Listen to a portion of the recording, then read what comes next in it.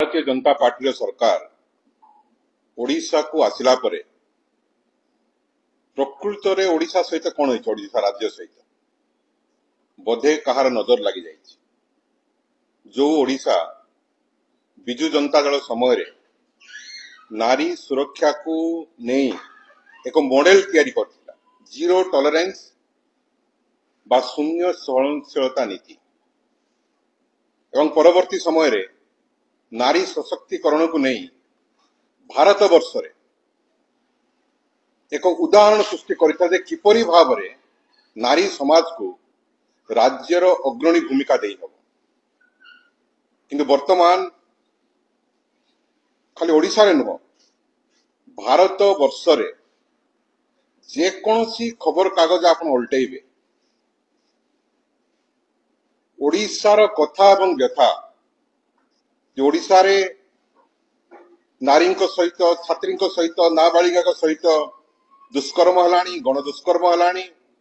छात्री को निर्यातना दिगलानी, आत्मदाह कले, किए फांसी खुंटे झुली गलानी, किए फांसी झुली पड़लानी, किए विष खाइलानी। ये खाली ओडिशा रे जहाँ चली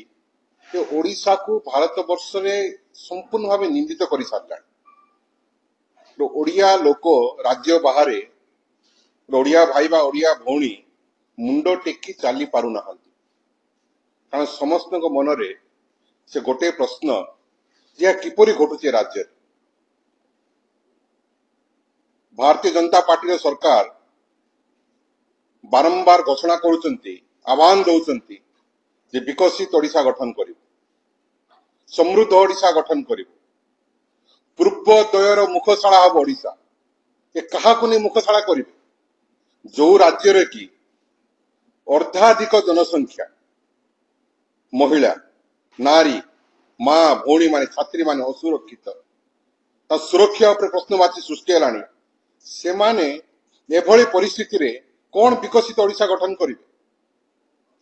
हम सब जे जन्मदात्री मनुष्य समाज जन्मदात्री होचंदी नारी। जो राज्य रे नारी सुरक्षित नहांती एवं ओडिशा तो एभली एक परिस्थिति देखा गलानी,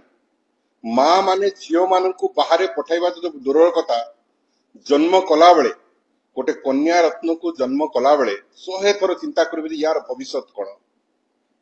ओडिशा को एभली एक दुस्थिति भीतर को टाणी आनी भारतीय जनता पार्टी सरकार। आपण मान निश्चित भाव में अवगत थे दीर्घ प्राय 13 मासर कार्यकाल मालकानगिरी जिल्ला जो घटना घटी ये समस्त हृदय को पुणी थे दहलाई जे गोटे 15 वर्षर नाबालिका बोले भारत इतिहास रे कोटी जे किछि घंटा भितर 2 थर गणबलात्कार शिकार हम, डबल इंजिन डबल रेप। गोटे सरकार समय रे गोटे झील को 2 थर रेप करा धर्षण करा। ये हूँ ओडिशा, ये हूँ आम पवित्र उत्कल माटी, पवित्र ओडिशा। गोटे अनुसूचित जातिर झील को प्रथमे 3 जन युवक टेकिकी नहीं किडनैप करके बलात्कार करुचंती, गणदुष्कर्म करुचंती। से जो रेस्क्यू होइकी फेरुची सेठारु पुणी ताकु उठेकी नहीं पुणी बलात्कार करा जाउची। कुआडे गला प्रशासन शासन ये कलेक्टर एसपी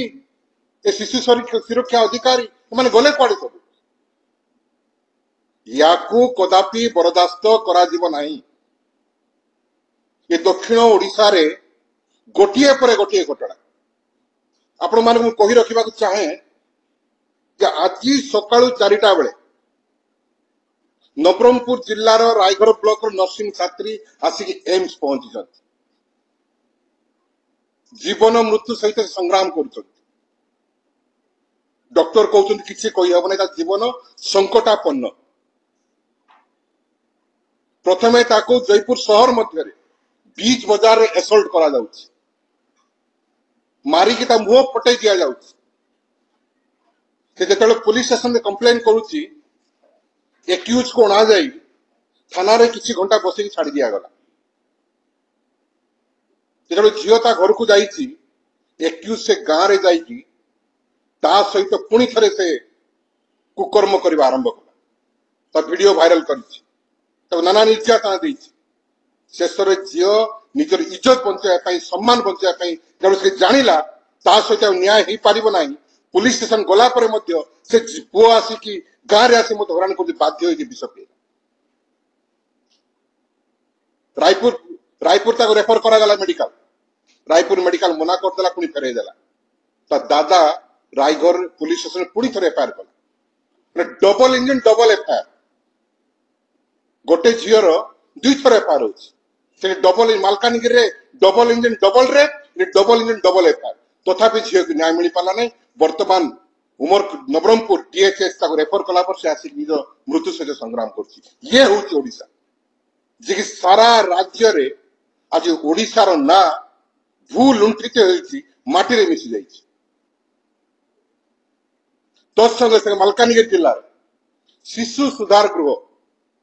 जहाँ शक्ति केन्द्र बोली आम कहूँ गोटे पीड़िता 9 तारीख दिन ता माँ को फोन करुच्ची मते शिशु सुधार गृह रे निर्यातना दि जाऊँ ना कहबी ना ता माँ पहुंचवा पूर्व जो गोटे एनजीओ परिचालना कर शिशु सुधार गृह को जो पीड़िता जो मान की लांछित वंचित निर्यातित नाबालिका छात्री जो मैंने अपड़ा महिला मान रोचंती तो एत निर्यातना दिगला जे ता माँ पहुंचवा आगु से निजक फांसी लगेदेला एवं कथा को 5 लाख टंका दी चापी दि जाए 9 तारीख घटना ठीक से हीपरी आम दक्षिण ओडिशा रे तो लंबा तालिका जोपरी भाव में अनुसूचित जाति एवं अनुसूचित जनजाति झील मान सहित गोटे पटे पर गोटे बलात्कार निर्यात